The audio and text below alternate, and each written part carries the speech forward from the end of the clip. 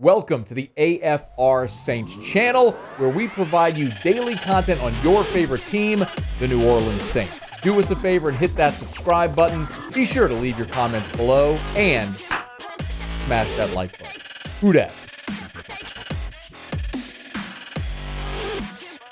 We do know that the Saints will be one person heavier in the defensive backfield. They signed Brian Poole. Give me a thought here on that addition.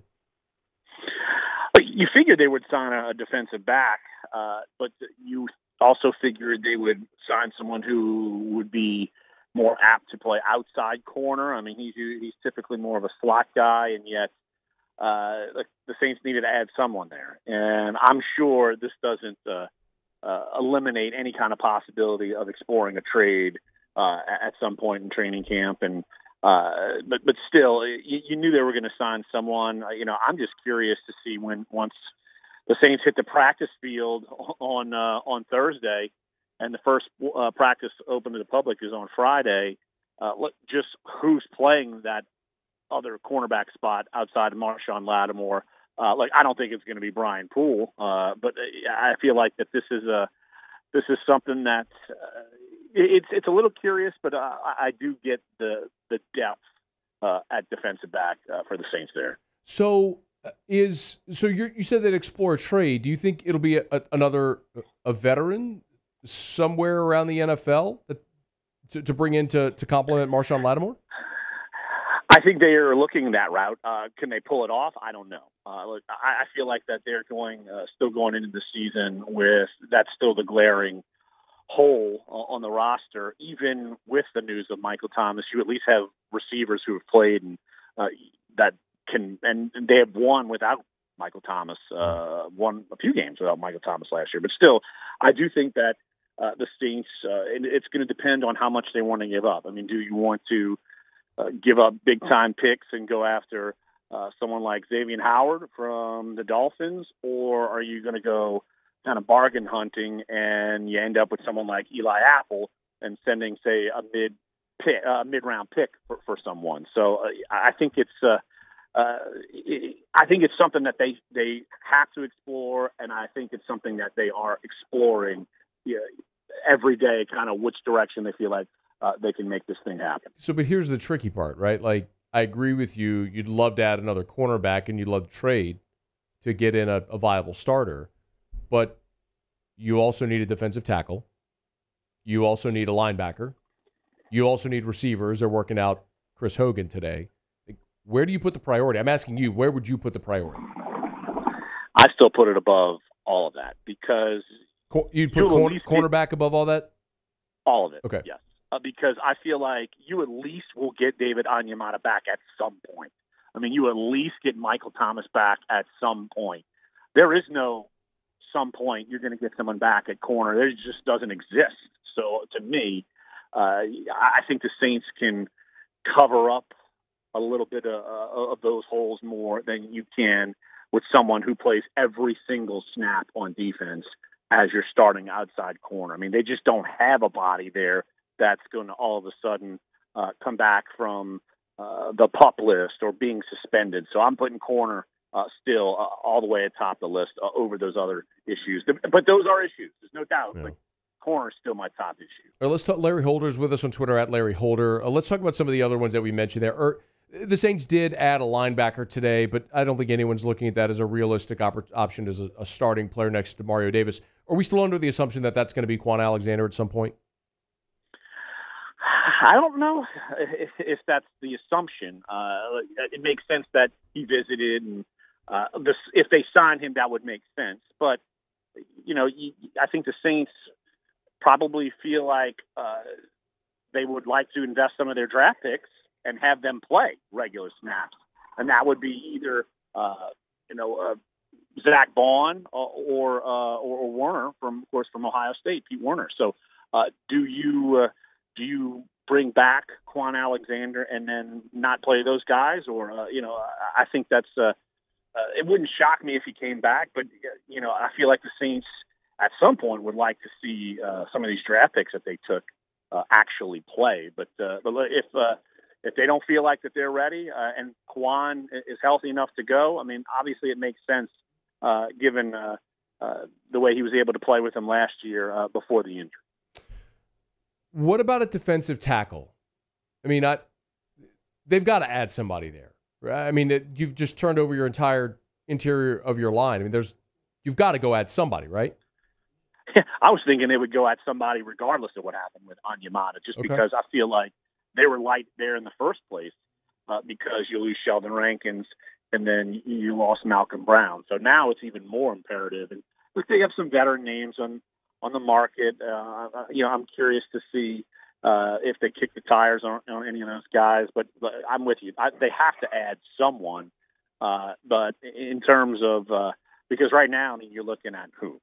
The only players with significant playing time last year would be Shai Tuttle and Roach. Malcolm Roach, Ryan Glasgow.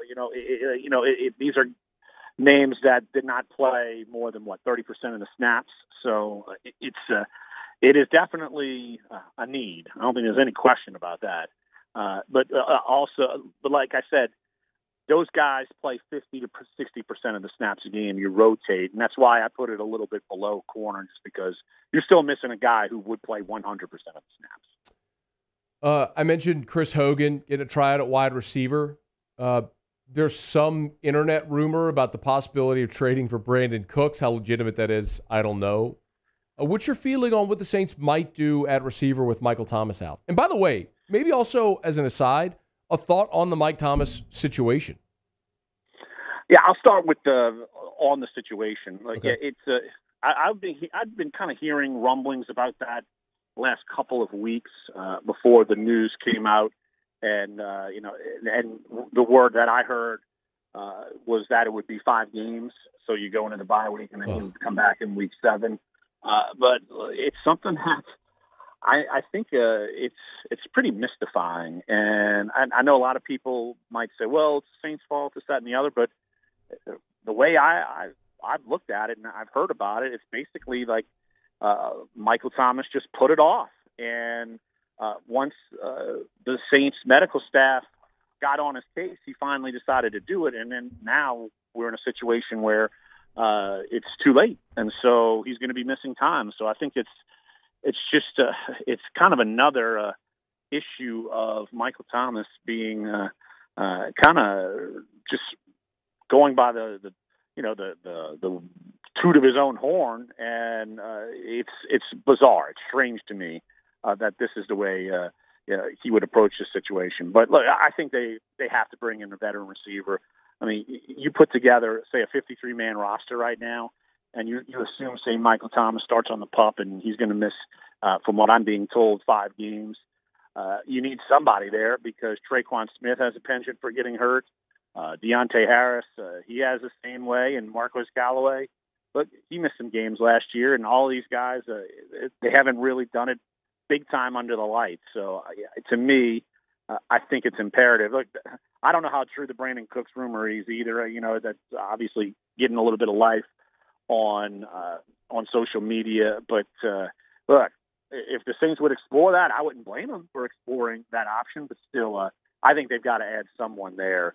One of these veterans that they've been working out. Before you go, I was out last week at SEC Media Days, and apparently Sean Payton made some comments about the quarterback position that have created quite a stir. So where do you stand going into camp on the quarterback position in this battle? Is it a real battle, or is it just perceived? I think if Taysom Hill were to play outstanding and Jameis Winston were to fall off, Taysom would win the job. So I do think in that sense it is a battle. But my tune has not changed in that I assume Jameis Winston will be the better quarterback. He will win the job. I think it's just, to me, he's a better quarterback, period. And look, you lose a weapon like Michael Thomas, that might be even more imperative that you have Taysom Hill play the role he played last year, because you might need someone as a skill position player with him to kind of soothe some of that pain with Michael Thomas being out. But is it a battle, quote unquote? I would say yes, but I just envision who's going to win that battle, and I just envision Jameis Winston winning that quote-unquote battle. He is Larry Holder, theathletic.com/New Orleans, on Twitter at Larry Holder. I would imagine full camp coverage starting this week? Oh, yeah, absolutely. We'll be charting every throw humanly possible made by Jameis Winston and Taysom Hill. And why not? Hey, why are we counting Trevor Siemian out? This poor guy. Well, if he's you're beating the Saints. Hey, come on, why are we counting this guy out? If you're going to actually consider Taysom Hill, you might as well consider Trevor Siemian as well, because Trevor Siemian has at least played quarterback at a high level, and his deep balls don't look like high school punts. Why not Ian Book? Let's just claim him the star. I would rather Ian Book as my starting quarterback than Taysom Hill. That is not as far-fetched as it might sound. I am dead serious. If you gave me the option, I believe you, of Taysom Hill or Ian Book, I would take Ian Book. Well, Ian Book was a better prospect than I'm sure many scouts graded Taysom Hill coming out of college. So I am not discounting what you're saying there. Absolutely not. And I would love to have Taysom Hill on the roster to be the role he's played. But God, don't make him a quarterback. Unbelievable. All right, he's Larry Holder, theathletic.com/New Orleans, on Twitter at Larry Holder. Thank you, Larry. We appreciate it as always. Bye, Matt. Hey, thanks so much for watching. Please leave your comments. I love to interact. And be sure to hit the red subscribe button below.